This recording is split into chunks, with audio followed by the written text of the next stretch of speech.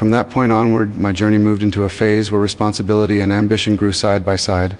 The early victories and recognition I had gained were no longer just personal achievements. They became expectations placed upon me by others. France looked toward strong leadership, and I could feel that the space I occupied was expanding beyond the battlefield. I became more aware of the weight of every decision, knowing that a single mistake could undo years of discipline and effort. This awareness did not slow me, it sharpened me. I began to think not only like a commander, but like a builder of systems, order, and long-term stability. As my role widened, I learned that success attracts both loyalty and envy. Those who once ignored me now watched closely, some with admiration, others with quiet resentment. I remained cautious. I trusted ability, not words. I understood that power tests character more harshly than hardship ever did.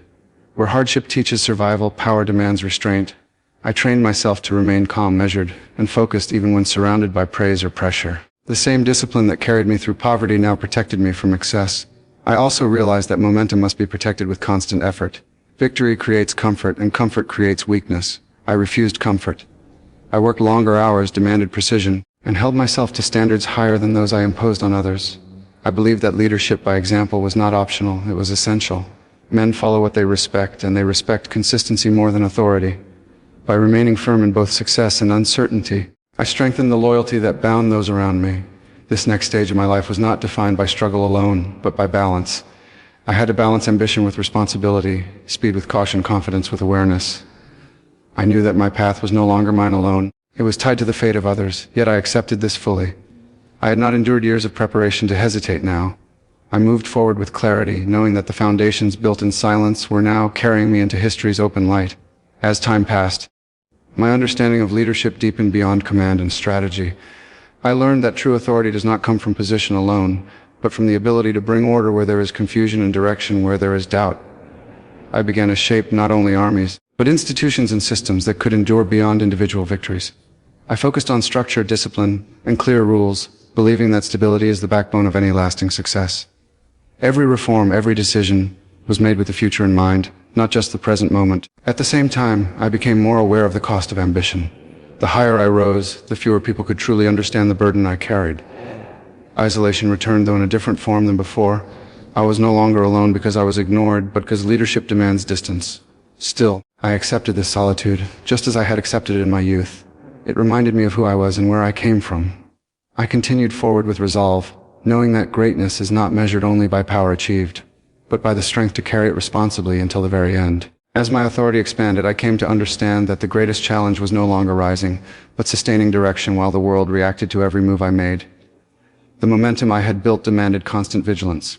Success does not allow rest, it demands renewal. Each day I woke knowing that yesterday's victories held no value if today's decisions were weak. I learned to treat power as something temporary, something that must be justified again and again through effectiveness. This mindset kept me alert while others grew complacent. The people around me changed as my position grew stronger. Advisors multiplied. Voices competed for influence. Some spoke with intelligence, others with fear disguised as caution. I listened to all but followed only reason. I had learned early in life that confusion enters when too many opinions replace clear judgment. I absorbed information, weighed consequences, and then decided alone. Leadership, at its core, is solitary. Responsibility cannot be shared, even if advice can. I devoted myself to building systems that would outlast any single moment of triumph. I believed deeply that chaos is the natural state of human affairs unless order is intentionally imposed. This belief guided every reform I supported. Laws had to be clear, applied equally, and enforced consistently. Authority had to be visible but restrained. Discipline had to exist not only in armies, but in administration, finance, and governance. Without structure, even the strongest nation fractures from within. At the same time, I never forgot that systems exist to serve people, not the other way around. I understood the psychology of the masses because I had once been unseen among them. I knew what instability felt like, what uncertainty did to the human spirit. That understanding shaped my decisions. I sought to create predictability where fear had lived, opportunity where stagnation had taken hold. This was not sentimentality, it was strategy. A population that believes in order will defend it. Yet as order grew, resistance adapted. Enemies learned from past defeats. Coalitions formed. What once had been scattered opposition became coordinated pressure. I faced this reality with clarity rather than denial. I understood that no rise goes unchallenged. The very success that strengthened my position also unified those who feared it. I prepared accordingly, knowing that the nature of conflict evolves with circumstances. I demanded more of myself than ever before. I reduced sleep, increased study, and refined strategy constantly. I examined not only the battlefield but the intentions behind it. I learned to anticipate moves before they occurred, to sense shifts before they became visible. Still, I recognized the limits of foresight. Even the sharpest mind cannot control every variable. Leadership requires acceptance of uncertainty alongside decisiveness. As responsibilities multiplied, so did the weight of consequence. Decisions affected not hundreds but millions. Lives, economies, futures, all tied to choices made in moments of pressure. I learned that hesitation could be as destructive as recklessness. When action was necessary, I acted fully. When restraint was wiser, I held back. This balance became increasingly difficult as expectations rose. The world does not forgive leaders for complexity, it demands results. Over time, I noticed a subtle change within myself. The hunger that once drove me forward now shared space with caution. Ambition remained, but it was tempered by awareness. I had climbed high enough to see how quickly fortune can reverse. History stood before me not as a distant subject, but as a living force. I was no longer studying it, I was inside it. And history, I knew, is unforgiving to those who confuse confidence with invincibility. The pressure of maintaining dominance across expanding responsibilities tested every lesson I had learned. Logistics strained, alliances weakened, resources thinned. I was forced to make decisions where every option carried risk. These moments revealed the true cost of power. Leadership at this level does not offer clean victories, only managed outcomes. I accepted this reality without illusion. When setbacks came, I did not allow them to define me. I analyzed them. I searched for causes, not excuses. I acknowledged misjudgments honestly, even when others denied them. This self-examination was painful but necessary. Pride destroys clarity. I refused to let pride blind me, yet I also refused to let doubt paralyze me. The line between confidence and arrogance is thin, and I walked it deliberately. As opposition intensified, so did exhaustion, physical, mental, and strategic. Years of constant strain leave their mark. I felt it, but I did not surrender to it. I relied on discipline when motivation wavered.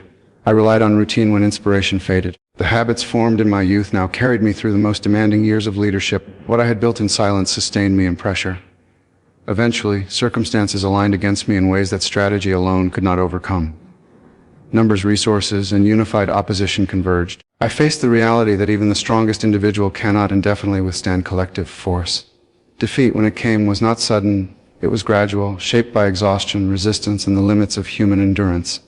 In the aftermath, stripped of command and influence, I confronted the most difficult challenge of all: reflection without power. Removed from decision-making, I had time, an unfamiliar and unsettling companion. Time forced honesty. It allowed memory to surface without urgency. I revisited every phase of my life, not to justify, but to understand. I saw clearly that my rise was neither accidental nor effortless. It was the product of discipline, preparation, and relentless effort. I also saw that my fall was not solely the result of enemies, but of accumulated strain. Ambition stretched too far, and circumstances beyond any single will. Both truths could exist simultaneously. In isolation, I returned mentally to my earliest years: the poverty, the mockery, the silence. Those years, once painful, now appeared essential. They taught me endurance before comfort ever tempted me. They taught me patience before speed became necessary. They taught me self-command before I ever commanded others. Without them, nothing that followed would have been possible. I do not claim perfection, nor do I deny consequence. Ambition reshapes the world, but it also reshapes the one who carries it. Power magnifies character. It does not replace it. In the end, what remains is not territory or title, but impact on systems, on ideas, on the understanding of what disciplined will can achieve. From an obscure beginning to the center of history, my life stands as evidence that strength is built long before it is seen. Greatness is not granted. It is constructed quietly, relentlessly, and often at great cost. I was not born destined. I became prepared, and preparation, more than destiny, determined everything that followed.